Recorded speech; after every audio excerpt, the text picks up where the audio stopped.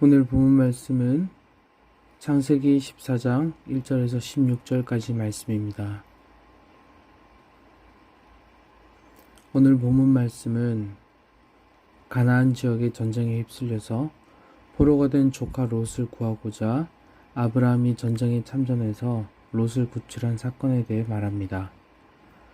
가나안 북부 지역의 4개 동맹군과 남부 지역의 5개 동맹군 간의 전쟁이 터졌습니다. 소돔을 비롯한 가나안 남부 지역 국가들이 동맹을 맺고 12년 동안 섬겨오던 가나안 북부 동맹군의 맹주인 엘람 왕 그돌라오메를 배반했기 때문이었습니다.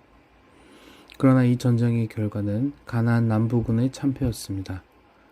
가나안 남부군의 참패로 인해서 그 당시 소돔에 거주하던 롯은 포로로 잡히게 됩니다. 이 소식을 접해 들은 아브라함은 자신의 부하들을 데리고 과감히 출전해서 가나안 북부군을 쳐부수고 롯을 구해서 돌아오게 됩니다. 이러한 본문의 내용을 통해서 알 수 있게 되는 것은 첫째로 자업자득의 모습입니다. 롯은 왜 전쟁에 휘말리게 되었습니까? 어제 우리가 보신 본문에서 살펴보았듯이 롯이 그 안목의 정욕을 따라 그의 인생을 이끌어갔기 때문입니다. 아브라함과 분리되는 것은 단순한 분가의 의미가 아니라 하나님의 말씀을 떠나는 의미가 있었습니다. 롯이 하나님의 말씀을 떠나게 된 이유, 그것은 다름 아닌 그의 안목이었습니다. 그가 보기에 하나님의 말씀을 따라 사는 것보다 안목의 정욕대로 사는 것이 더 유익해 보였기 때문입니다. 그러나 그의 안목이 정욕이 택한 그 땅, 어디였습니까? 바로 소돔 땅입니다. 결국 롯이 마주하게 된 결과, 그것은 무엇입니까? 전쟁이 참화로 말미암아 그가 그토록 추구했던 모든 것을 잃어버린 것과 심지어 자유까지도 박탈당하는 꼴을 당하고야 맙니다. 이 원리가 바로 이사야 13장에 기록되어 있습니다. 11절 말씀인데요. 내가 세상의 악과 악인의 죄를 벌하며 교만한 자의 오만을 끊고 강포한 자의 거만을 낮춘다. 이렇게 말씀하죠. 사랑하는 여러분, 하나님을 떠난 결정, 하나님을 배제하는 결정, 하나님과 상관없이 내리는 결정이 어떤 결과를 낳게 되는지를 깊이 살피시면서 오늘 하루를 살아갈 때에 하나님 앞에 겸손함으로 인도하심의 열매를 맺는 복이 있기를 간절히 소원합니다. 둘째로 아브라함의 승리는 믿음의 승리입니다. 이 승리는 여러 측면에서 해석될 수 있습니다. 저는 3가지 측면에서의 승리라고 생각합니다. 첫째는 자신을 이긴 승리입니다. 아브라함은 롯을 구하러 가는 것에 전혀 주저함이 없었습니다. 집에서 길리운 318명이라고 하는 숫자는 많은 숫자입니다. 그러나 전쟁에서의 승리를 장담할 수 있다고 보기엔 다소 애매할 수 있는 숫자인 것은 분명합니다. 아브라함은 안정을 중요시 여기는 사람입니다. 일어날 수 있는 위험 요소들, 변수조차도 계산하던 사람입니다.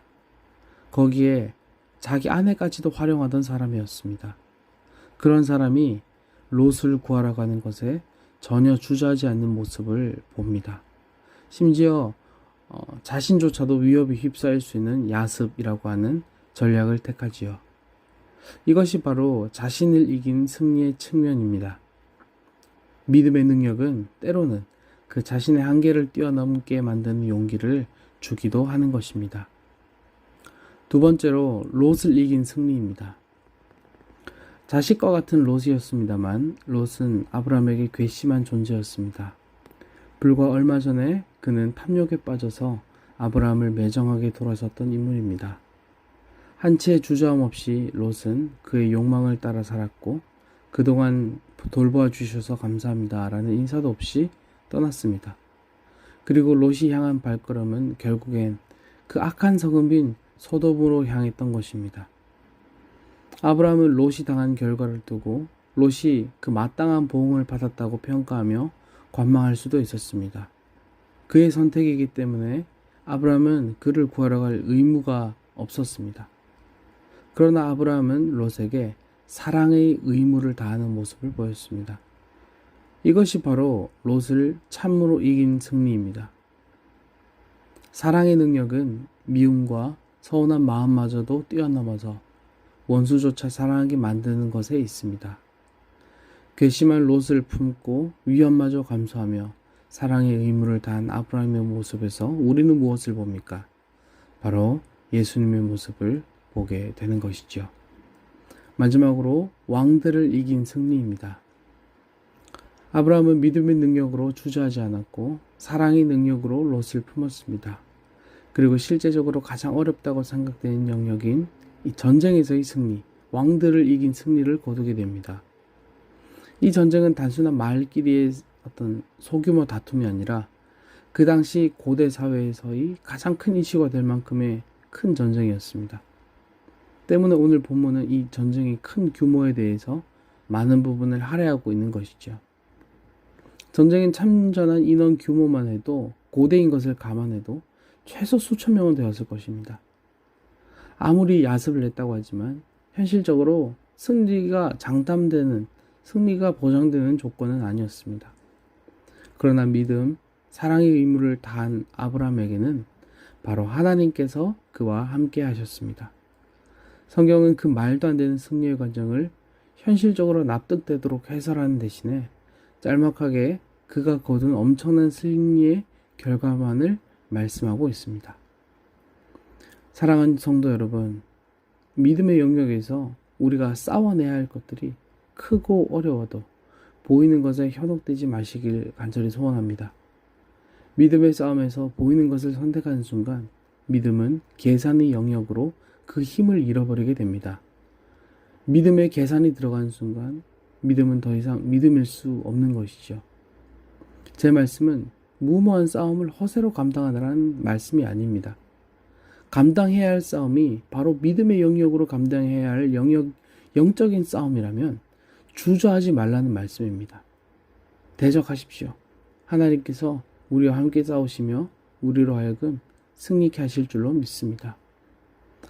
믿음으로 감당하며 믿음으로 대적하며 하나님께서 주실 승리를 바라보시는 저와 여러분 되시기를 간절히 소원합니다.